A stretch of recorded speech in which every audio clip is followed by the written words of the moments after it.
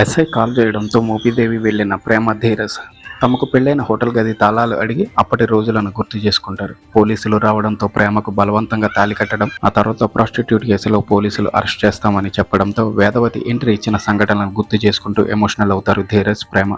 ఈ రోజు రాత్రి వచ్చే ఎపిసోడ్లో ఏం జరిగిందంటే, ఇక రాత్రి వరకు హోటల్ గదిలోనే ఉండి బయటకు వస్తారు. ప్రేమ ఇష్టం లేకుండా ముడిపడిన బంధం బలంగా మారుతుందని చెప్పడానికి, ద్వేషంతో మొదలైన ప్రయాణం లైఫ్ లాంగ్ హ్యాపీగా ఉంటుందని చెప్పడానికి మనమే ఎగ్జాంపుల్ అంటాడు ధీరజ్.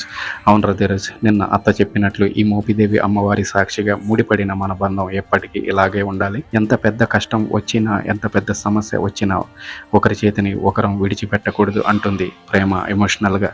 దాంతో ప్రేమను దగ్గరికి తీసుకుని ఎప్పట్లాగే కళ్ళ కాపురం చేస్తాడు ధీరజ్.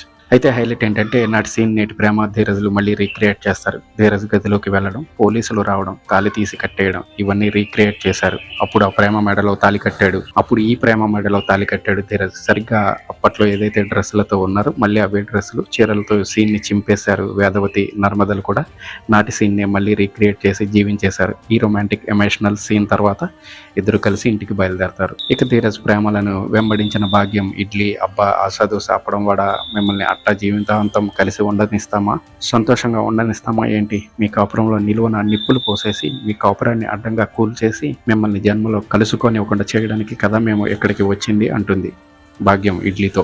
మరి వీళ్ళు అట్టా ఇంట్లో అడుగు పెట్టగానే వాళ్ళ కాపురం ఇడ్లీలా ముక్కలయ్యే కార్యక్రమం మొదలైపోద్దిగా మరి అంటూ నవ్వుతాడు ఇడ్లీ.